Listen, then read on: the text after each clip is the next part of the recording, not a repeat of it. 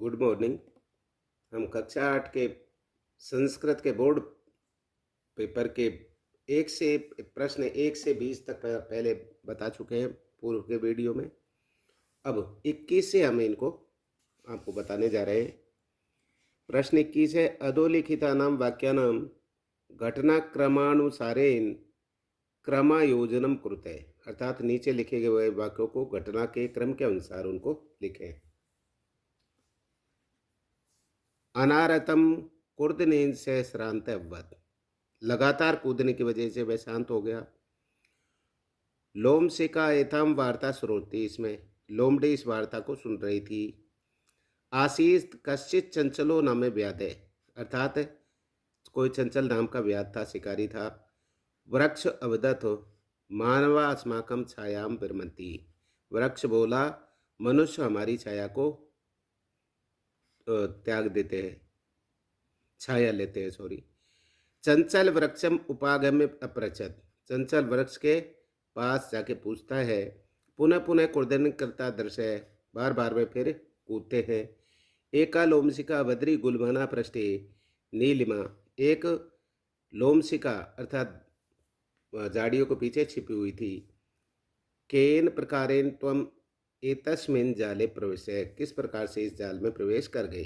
तो सबसे पहले तो देखो इन्हीं में आ गया, आसीत कश्चित चंचलो नाम भाग है, अर्थात कोई चंचल नाम का शिकारी था।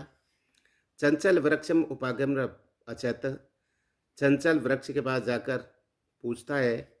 वृक्ष अवदत, वृक्ष बोलता है मानवा अस्माकम छाया विरमंती, वृक्ष हमारी छाया को, मनुष्य हमारी छाया को भी भूल जाते हैं। एका लोमशिका बद्री गुलमाना पृष्ठ नीलिमा, एक लोमड़ी झाड़ियों को पीछे छुटी हुई चीज़ों को सुन रही थी। लोमशिका एतवाद सुनौती ने, लोमड़ी ने इस बासी वार्तालाप को सुना। कैन प्रकारेण तुम एतस्मिन् जाले प्राविशते, और किस प्रकार से इस जाल में आप प्रवेश कर गए।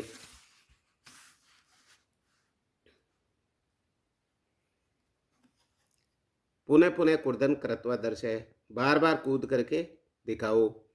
अनारतम कुर्देन से श्रांत अवध, और लगातार कूदने की वजह से वह शांत हो गया या थक गया। प्रश्न 22, निम्नलिखित कोअपि द्वयो श्लोकयो भावार्थम हिंदी भाषायां लिखित, निम्नलिखित कोई दो श्लोकों को हिंदी भाषा में लिखिए, अर्थात आपके 4-4 नंबर के ये दो श्लोक। आप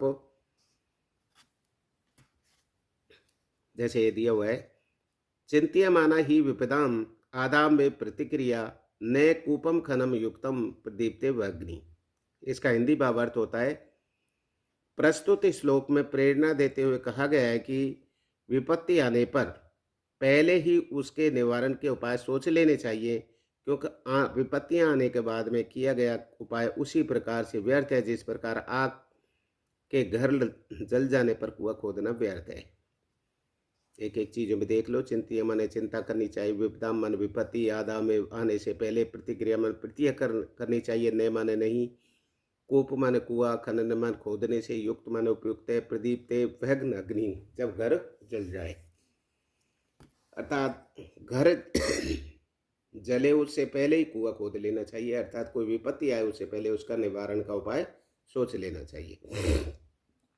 6, जही भीति भज शक्तिम विदेही राष्ट्रे तथा अनुरिक्तम कुरु कुरु सतन दे स्मरणम सदैव पुरतो निदेही चरणम, इसमें कहा गया है, इसका भावार्थ है, कभी भय को त्यागने, राष्ट्र प्रेम रखने और निरंतर जीवन में आगे बढ़ते रहने की प्रेरणा देता हुआ कहता है कि भय डर को छोड़ो, शक्ति के सेवन करो और राष्ट्र में प्रेम रखो, निरंतर अपने उद्देश्य का स्मरण करो, हमेशा आगे पैर रखो, आगे कदम रखो। जही भीति भज शक्तिम, अपनी शक्ति को विदेही राष्ट्रियम, अर्थात ये सारी चीजें, इसके बारे में ये भावार्थ है। अगला है उत्सव प्रिय अहम श्रम प्रिय, अर्थात उत्सव प्रिय, श्रम प्रिय, काम करने में भी है। पदयात्रा देशाटन प्रिय, पदयात्रा या देश में घूमने के भी प्रिय है। लोक क्रीडा नाम आसक्ता, लोक क्रीडा खेलने में आसक्ति है, प्रेम है। वर्दे अतिथि देवता, आए हुए उसको अतिथि को देवता के समान माना जाता है। भारतीय जनता है, ये भारत की जनता है। अर्थात प्रस्तुत इस श्लोक में भारतीय जनता की विशेषता बताते हुए कहता है कवि कि भारत देश की जनता विभिन्न उत्सवों में, परिश्रम करने में, पैदल यात्रा करने में, पर्यटन प्रेम रखती है। भारत के लोग खेलों में कबड्डी में अनुराग रखते हैं। भारतीय जनता अतिथि को देवता के समान मानती है और प्रसन्न होती है। ये सारे इसके, इनमें से कोई दो श्लोक जो है आपको इनका हिंदी अनुवाद आपको करना होता है।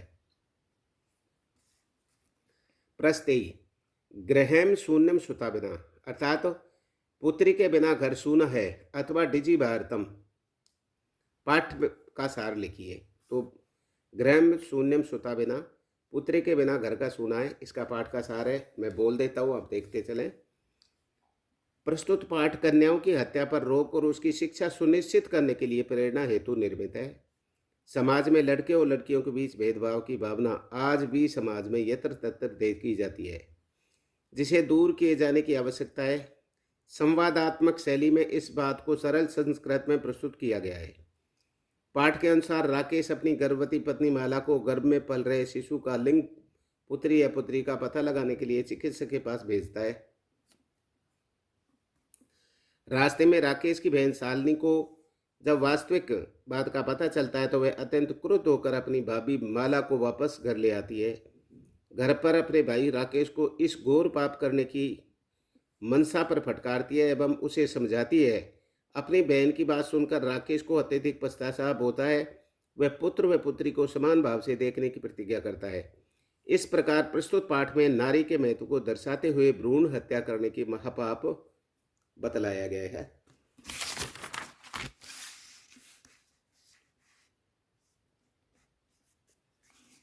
अथवा डिजिटल भारत के बारे में भी इसका पाठ का सार दिया हुआ है।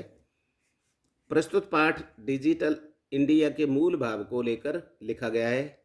इसमें वैज्ञानिक प्रगति के उन आयामों को छुआ गया है जिनमें हम एक क्लिक द्वारा बहुत कुछ कर सकते हैं। आज इंटरनेट ने हमारे जीवन को कितना सरल बना दिया गया है। हम भौतिक भौगोलिक दृष्टि से एक दूसरे के अत्यंत निकट आ गए हैं। इसके द्वारा जीवन के प्रत्येक क्रियाकलाप सुविधाजनक हो गए हैं।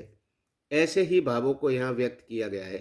इस समय बाजार में वस्तुएं खरीदने के लिए रुपयों की अनिवार्यता नहीं है। डेबिट कार्ड, क्रेडिट कार्ड आदि सभी जगह रुपयों के स्थान पर स्वीकार किए जाते हैं। बैंक के सभी कार्य कंप्यूटर द्वारा संपन्न किए जाते हैं। अनेक प्रकार के ऐप मुद्रा में रहित लेन देन में सहायक हैं। आज कहाँ भी यात्रा करनी हो, रेल टिकट की, हवाई जहाज के टिकट की अनिवार्यता नहीं है। सभी टिकट हमारे मोबाइल फ़ोन से ईमेल नामक स्थान से सुरक्षित होते हैं, जिनको दिखलाकर हम आसानी से यात्रा का आनंद लेते हैं। चिकित्सालय में भी उपचार के लिए रुपयों की आवश्यकता का आज अनुभव नहीं किया जाता है। सभी जगह कार्ड के माध्यम से, ई बैंक के माध्यम से फीस प्रदान कर सकते हैं। इस प्रकार आज हम एकमात्र मोबाइल फ़ोन के माध्यम से सभी प्रकार के कार्य कर सकते हैं। छात्रों एवं समस्त प्रकार के लेन देन, ज्ञानार्जन आदि के लिए मोबाइल फ़ोन पर्याय है। वस्तुतः डिजिटल भारत की दिशा में हम तीव्र गति से आगे बढ़ रहे हैं। ये डिजिटल भारत के अपने पाठ के सार के बारे में लिख सकते हैं। अब प्रश्न 24, मंजूषा पदानि गृहीत्वा, मंजूषा के पदों को ग्रहण करके अस्माकं राजस्थान, हमारे राजस्थान, विषयोपरि अष्टवाक्यानि रचयेत्, विषय पर 8 वाक्यों में 8 वाक्यों को बनाएं। उत्सव प्रिय, पर्यटन प्रदेश, राजधानी, मरु प्रदेश, अरावली, विविधता, खनिजम, चरमनवती, पशुपालन, ये सारे जो शब्द हैं इनको इनमें काम ले लें। अस्माकं राजस्थान है, पर्यटन प्रदेश है। देखो इसमें पर्यटन प्रदेश को अब ले लिया गया है। आ गया। राजस्थान से राजधानी जयपुरम अस्ति, राजधानी का भी जिक्र आ गया। अयम प्रदेश है उत्सव प्रिय वर्तते, उत्सव प्रिय आ गया। राजस्थाने विविध दर्शनीय स्थानानि सन्ति, राजस्थान में विविध का भी आ गया।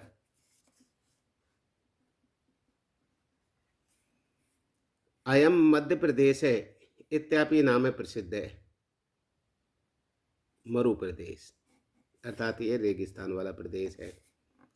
राजस्थाने अरावली क्षेत्रम अतीब रमणीय अस्ति।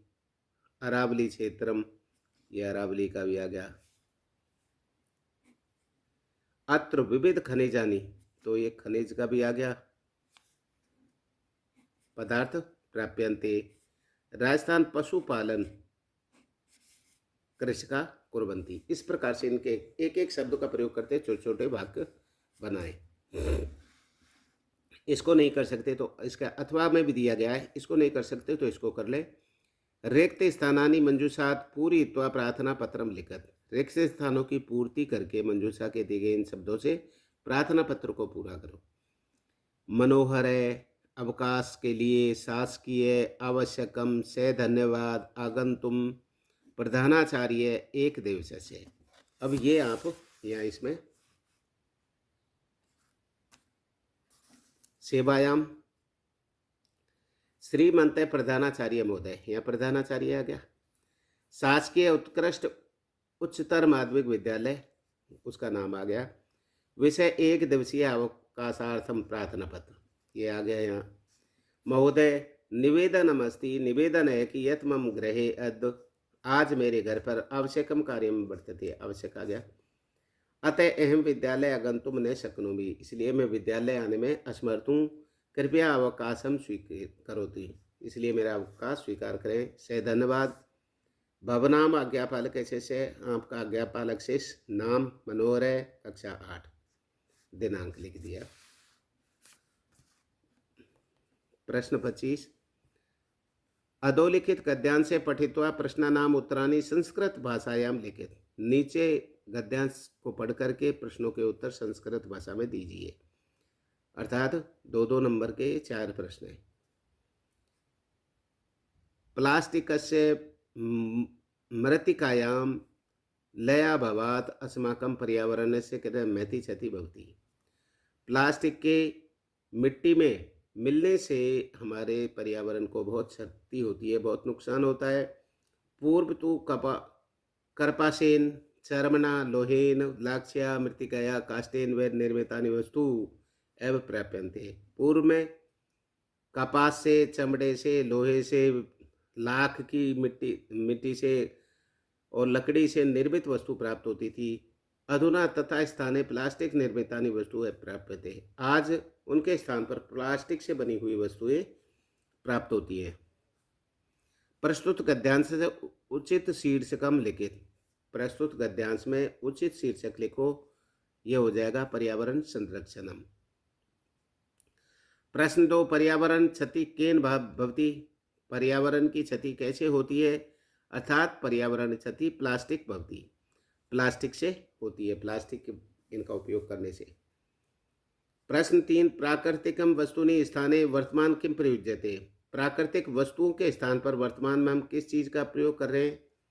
देखो किम की जगह वो लगा दो और तो सारा का सारा वही है। प्राकृतिक वस्तुनि स्थाने वर्तमान प्लास्टिक निर्मितानि वस्तुनि, ये इतना लिख दो, प्रयुज्यते। ये इसमें सब है, आप देखोगे तो सब मिल जाएंगे। प्रश्न 4, प्राचीन काले कई निर्मितानि वस्तुनि एवं प्राप्यन्ते। प्राचीन काल में किससे निर्मित वस्तुएं प्राप्त होती थी, ये देखो। तो ये तो प्राचीन काले हो गया। कर्पासेन, चर्मणा, लोहेन, लाक्षया, मृत्तिकया, काष्ठेन व निर्मितानि वस्तु, ये सारे यहाँ से काष्ठ निर्मित वस्तु प्राप्यन्ते। इस प्रकार से इनका उत्तर, इनको अच्छी तरह करें। आप अच्छे प्राप्त करने के 90+ प्राप्त करने के लिए इनको देखें, बार बार लिखें, लिख करके इनको करें। Thank you. लाइक करें, शेयर करें, सब्सक्राइब करें।